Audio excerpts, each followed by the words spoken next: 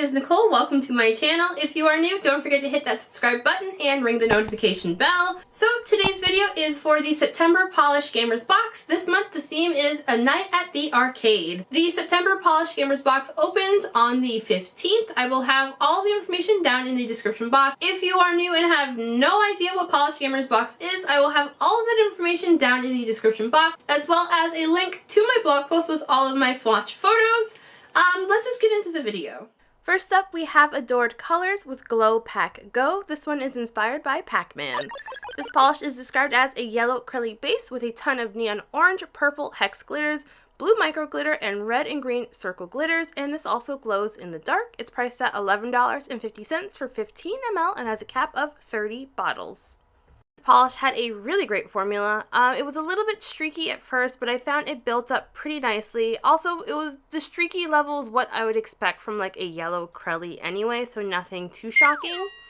The streaks do even out in 3 coats. I found that the larger hex glitters in this polish do sink in the bottle, so holding this one upside down between coats will get you the most glitter payoff. My swatch photos show this one in 3 coats. I don't know what happened to my footage of doing my final coat. But yeah, I think this one is going to be a solid 3-coater on pretty much everyone. And I found the glow in the dark effect charged up really nicely for me using a blacklight flashlight. I would recommend soaking this one off or wearing a peel-off base coat, and I did not experience any staining. Next up, we have BCB Lacquers with Enter the World of Tron. This one is inspired by an image of 2 light cycle bikes racing in Tron, and it's described as a silver base with a pink to purple to gold shift and holographic. This one is priced at $13 for 16.5 ml and has a cap of 150 bottles.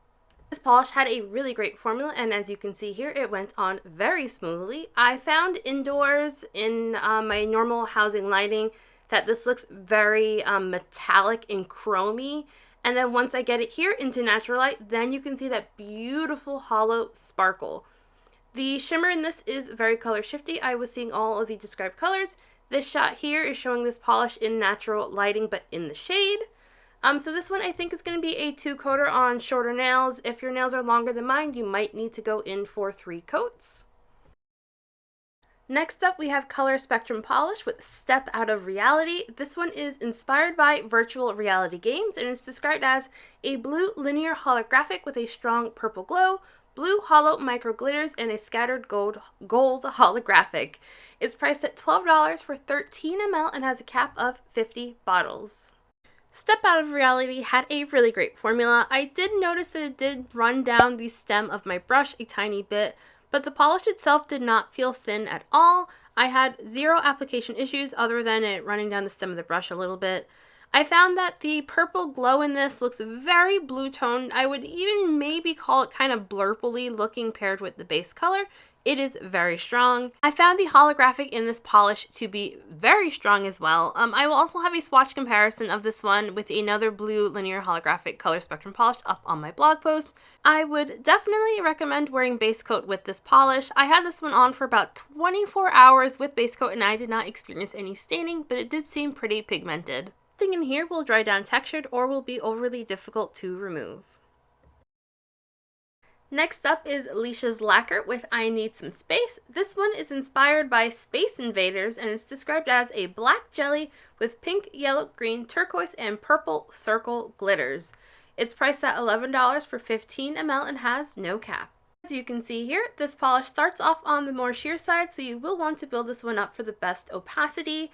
I found the glitters all spread out pretty evenly and easy on their own. I didn't really need to do any glitter placement. I did kind of, you can see here, I'm just kind of dabbing things around a little bit, but nothing too serious. So what you're about to see here is me putting way too thick of a coat on my middle nail. So I did notice that my middle nail does seem a little bit darker than the other nails on my swatch hand. Sorry, I forgot to mention this polish is also slightly on the thicker side, but not too difficult to work with. You'll be able to see it better in the swatch photos, but basically with this one, if you go in for thin coats, you will have some very obvious visible nail line. If you go in for thicker coats, it will be a darker polish and that will cover up your visible nail line. On my thumb, I am showing this one in 1 coat over black, and I did do some glitter placement on my thumb. Nothing in here will dry down textured. One coat of top coat seemed to smooth it out completely on me.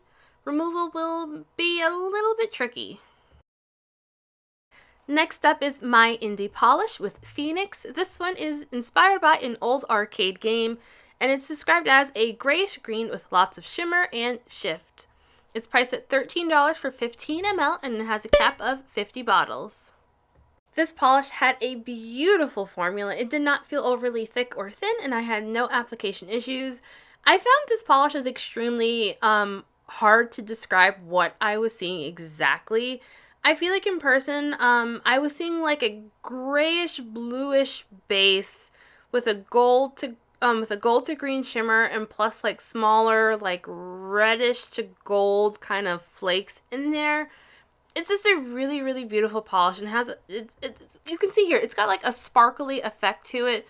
I don't know what Tanya put in here, but it was magical. This one was so beautiful. So I think this one is going to be a 2 to 3 coater depending on your own personal preference. I found the third coat does deepen the color slightly, so my photos show it in 3 coats. Nothing in here will dry down textured or will be difficult to remove. And next up we have NeVerMind Apothecary with Get Over Here. This one is inspired by Scorpion from Mortal Kombat, and it's described as a golden yellow base with black and gold flakes. It's priced at $12.50 for 15 ml and has a cap of 200 bottles. This polish had a beautiful jelly formula. I just love this one so much. All of the flakes spread out very evenly and easily on their own. They do not dry down textured. So I am showing this polish in 2 coats. I just loved how it looks so much in 2 coats that I was just like, yeah, I'm not doing a 3rd coat because it looks absolutely amazing as is. I think if you went in for a 3rd coat, you would get a lot more opacity, but I just really, really loved how it looked in 2 coats, so that's what I stopped at. Longer nails will likely want to go in for 3 coats, but I just thought this one looks so amazing as is that I was just like, yeah, I'm stopping here. Nothing in here dry down textured or will be overly difficult to remove, and I did not experience any staining. And the final polish I have to share is by Owl Lacquer. This one is called High Score. This one is inspired by the glow of a high score screen, and it's described as a black base filled with a red to copper to green shimmer and red holographic micro glitters. It's priced at $13 for 15 ml and has no cap. High Score had a fantastic formula. It felt slightly on the thicker side of normal, but I did not have any application issues. The shimmer in this one is extremely color shifty. I was seeing all of the described colors in person, and I found like the red micro glitters give this a beautiful sparkle, especially here in the sun. This polish has the potential to be a 1 coater if you go in for a thick coat. For me, this was a 2 coater. This polish does dry down dull, so you will want top coat and no issues on removal or with staining. And the final polish I have to share is by Eyed Lacquer, and this one is called Game On, Old Friend. This polish is inspired by Tron, and it's described as a deep navy jelly with tons of color shifting flakies, as well as blue glow in the dark pigment. It's priced at $12.50 for 13 ml and has a cap of 150 bottles. This polish has a beautiful jelly formula. This has that nice squishy look some jelly polishes have. All of the flakes spread out very evenly and easily, and this polish did not feel thick at all despite having all of those flakies in it. I think this one is going to be a solid 3 coater. I actually had an accident with this polish. On my live swatch nail, you'll see this one in 3 coats. On my other nails, I swatched it in 2 coats. I really shouldn't swatch past my bedtime because I really goofed on this one. But I think this one looks amazing in 3 coats. 2 coats, it's passable, but a little bit sheer. You get a much better depth of color in 3 coats. In this one, you can see that doing 2 to 3 coats does not change how well this one glows in the dark. This one glows very easily. Nothing in here will dry down textured or will be difficult to remove, and I did not experience any staining. And that is everything. So I think my top pick this month is going to be the Owl Lacquer polish. I just really enjoyed the color shifts on that one. It was really gorgeous. And also, second top pick is going to be the NeVerMind Apothecary polish. So I would love to know what everyone is planning on picking up if they're planning on shopping. And I will just talk to you on the next video. Bye!